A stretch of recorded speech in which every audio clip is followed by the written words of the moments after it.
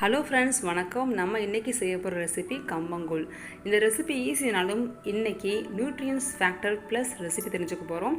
So கம்பு வந்து அதிகமான ப்ரோட்டீன் உள்ள ஒரு தானியம். இருக்கிற சிறுதானியங்களே வந்து ஹை லெவல் ப்ரோட்டீன் பார்த்தா இந்த கம்பில் தான் அதிகமாக இருக்குது. 100 கிராம் நீங்கள் கம்பு எடுத்திங்கன்னா இதில் 10 கிராம் அளவுக்கு புரதம் இருக்குது. ஓகே, நான் இன்றைக்கி 1 டம்ளர் அளவுக்கு கம்பு எடுத்திருக்கேன். இதை ஒரு 2 hours ஊற வச்சு எடுத்துக்கலாம்.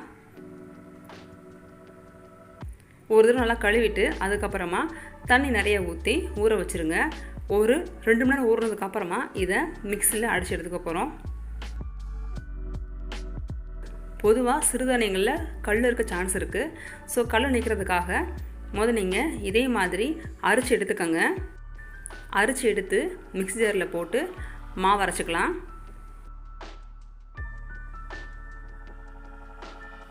அகலமான பாத்திரத்தில் போட்டு அரைச்சிட்டிங்கன்னா கொஞ்சம் ஈஸியாக இருக்கும்.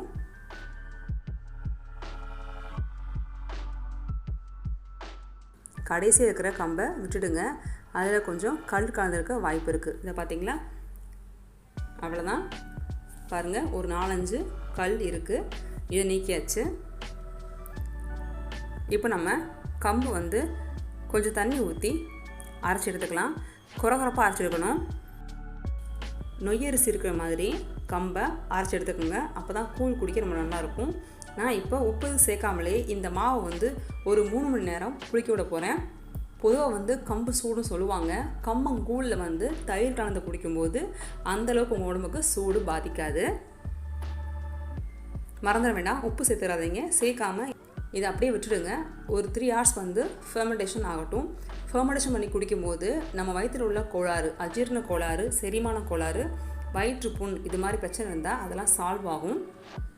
அது மட்டும் இல்லாமல் யாரெல்லாம் வந்து டயட் ஃபாலோ பண்ணுறீங்களோ, ஒபிசிட்டிக்காகவோ இல்லை டயபெட்டிஸ்க்காகவோ ப்ளட் ப்ரெஷருக்காகவோ வந்து டயட் ஃபாலோ பண்ணுறவங்க இந்த கம்பங்கூழை வந்து பிரேக்ஃபாஸ்ட்டுக்கு எடுத்துக்கோங்க.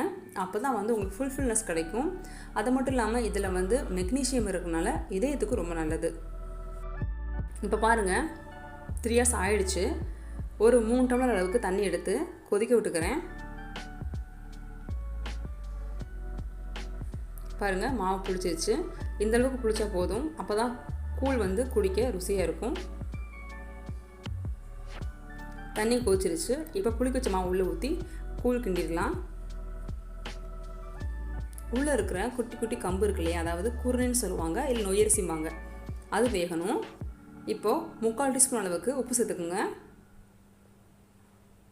இப்போது ஒரு 5 நிமிஷம் மீடியம் ஃப்ளேம் வச்சு குக் பண்ணாலே போதும்.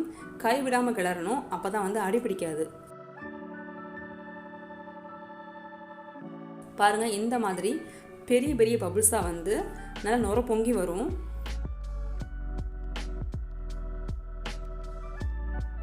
மீடியம் ஃப்ளேமில் 5 நிமிஷம் குக் பண்ணதுக்கப்புறமா இதே மாதிரி எடுத்து பார்த்தீங்கன்னா உள்ளே இருக்கிற அந்த நொய்யரிசி வெந்திருக்கும். இப்போ கூழ் ரெடி ஆயிடுச்சு. அடுப்பு ஆஃப் பண்ணிடலாம். இது நல்லா ஆற விட்டதுக்கப்புறமா இதை எப்படி சர்வ் பண்ணு பார்க்கலாம். பாருங்கள், ஆறுனதுக்கப்புறமா தனி ஒரு பாத்திரத்தில் கம்பங்கூழ், அது கூட 4-5 டீஸ்பூன் நல்ல தயிர்.